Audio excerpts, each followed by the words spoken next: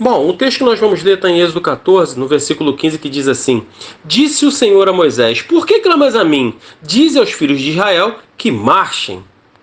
Bom, todos aqui é de conhecimento de todos, claro, né?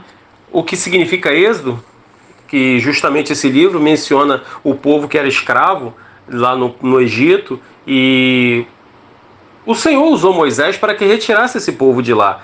Então, conforme o povo foi saindo, o povo passou por grandes lutas, entendeu? Não houve facilidade para esse povo sair da terra do Egito, né? E nós sabemos que o Egito representa mundo, né? Isso não é à toa, tem todo um significado por trás disso, tem toda uma revelação. E se o Egito representa mundo, o povo, quando saiu de lá, as perseguições do Egito, do mundo, continuavam a perseguir esse povo que estava sendo liberto. E esse povo sendo liberto hoje significa nós, na nossa trajetória, na nossa caminhada com Deus.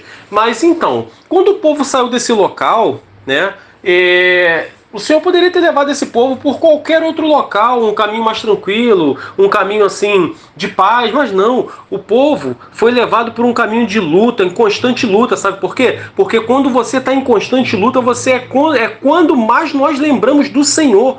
Porque quanto mais luta nós temos, mais nós lembramos que nós devemos se aproximar do Senhor, que nós somos fracos, falhos e totalmente necessitados desse Deus que nos supre, que nos guarda, que nos protege. E ainda como parecesse que o Senhor não estava com eles, porque o Senhor, como eu disse, poderia ter sido levado por qualquer outro local, um caminho tranquilo, por dentro de uma floresta, tranquilo, fresquinha, mas não, o Senhor deu de cara, além do povo egípcio atrás deles, eles deram de cara com o mar. Aí Moisés vai e começa a clamar. E o que o Senhor fala para ele? Por que clamas a mim? Toca nessas águas. E nós sabemos que hoje também a água, ela representa a palavra de Deus. Então por que clama a mim? Não adianta só clamar. Nós precisamos tocar também nessas águas. E quais são as águas? As escrituras. Porque nós precisamos de cada vez mais de conhecimento. Porque quando nós temos conhecimento, nós vamos deixando o nosso pecado para trás, a nossa antiga natureza vai ficando para trás, nós vamos deixando o faraó que nos persegue para trás, os egípcios, né? Que são as coisas do Egito que vêm, muitas das vezes estão agarrados em nós ainda, nos perseguindo, mas com conhecimento, tocando nas águas, cada vez mais isso vai ficando para trás. E o Senhor, ele poderia ter, como eu disse, vou falar mais uma vez, ele poderia ter levado o povo por qualquer outro lugar, mas não, levou por esse local. Justamente para quê? Para que o nome dele seja engrandecido através desse acontecimento e está gravado na história por séculos dos séculos, né? Olha só, tem muitos séculos que isso aconteceu e ainda está gravado, o povo ainda menciona isso até hoje. Não é assim que funciona? Então, e nós hoje, em nossos dias, nós precisamos entender que nós estamos saindo do Egito. Por que nós estamos saindo do Egito? Porque cada vez que nós nos aproximamos das Escrituras, nós temos que deixar algo para trás do Egito. Nós precisamos nos limpar, abandonar, jogar tudo aquilo que não glorifica o nome do Senhor. Porque o Senhor, ele glorificou o nome dele através dessa retirada do povo, com tudo isso que aconteceu, quando o mar fechou, derrubando ali os carros de Faraó, enfraquecendo toda aquela estrutura que o Faraó tinha, aquele apoio logístico que o Faraó tinha, né? O Faraó tinha muitas coisas para perseguir o povo, e ainda assim o Senhor, simplesmente pelo seu poder, deu livramento ao povo. E é o que nós precisamos compreender e entender hoje, porque aquele povo lá atrás tinha tudo isso, o próprio Deus ali, através de Moisés, falando diretamente com eles, falando e agindo. E mesmo assim aquele povo ainda fraquejou na fé. Então nós precisamos estar atentos, cada vez mais tocarmos nessas águas, se aproximarmos de Deus, que é a única forma que temos de aproximarmos de Deus, é através das Escrituras. Nós precisamos das Escrituras para que cada vez mais nós possamos entender o que Deus quer para nós, entender esse caminho.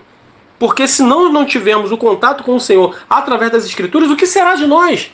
Vamos ser fechados, vamos ser afogados através desse mesmo mar. Porque ali, ó, prestem atenção na diferença, como ela é violentamente oposta. Porque esse mesmo mar que se abriu para que o povo israelita passasse, esse mesmo mar também fechou nas dificuldades do povo israelita, que eram os egípcios ali. Mas por quê? Porque o povo obedeceu. E nesse momento ali, Moisés parou para clamar e o Senhor deu uma bronca. Por que clamas a mim? Por quê? Ó, na verdade o Senhor mandou que Moisés parasse de orar e continuasse a jornada. Não foi assim que aconteceu?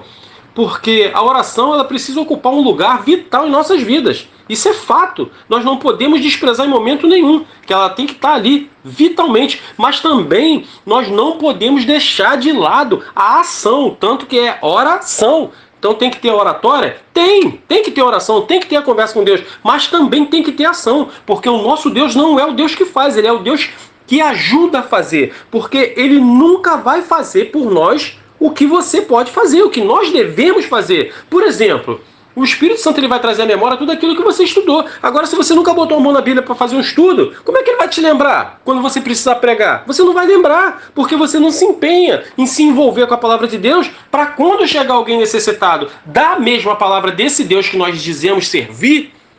Como é que você vai falar? Como é que o Espírito Santo vai trazer alguma coisa à memória para você, se você nunca se empenhou? E hoje, eu não me canso de falar, eu sempre falo, fica até meio enfadonho, mas hoje nós vivemos a era da informação, então ninguém tem desculpa para dizer que não tem acesso à informação, não tem como estudar, entendeu? A vida está corrida? Tá, nós sabemos que a vida está corrida. Nós vivemos os tempos assim, quando você pensa que não, o dia já acabou, o tempo já se foi. Inclusive, na própria semana passada, eu atropelei o dia. Que era o dia de eu pregar, eu atropelei. Por quê? A vida tem pressa e nós precisamos prestar atenção e não deixemos que isso venha nos atrapalhar e nos afastar desse Deus. Porque senão, em qual parte do mar que você vai estar? Na parte que está seca, porque o Senhor, com a ordem dele, com a palavra dele, mandou abrir? Ou vai ficar naquela parte que fechou, engolindo todo o povo egípcio? Nós precisamos prestar atenção nisso. Em qual parte que nós vamos ficar? Porque o livre-arbítrio, ele existe. E nós podemos escolher qual parte estaremos ali. Tanto que nós vemos ali, né?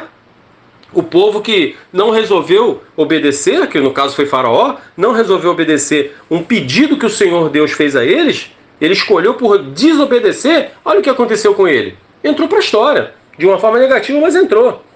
Entendeu? E nós, como israelita que somos, nós precisamos compreender que nós devemos obedecer ao nosso Deus. E uma das ordens é marchar, não parar, não olhar para trás. Siga!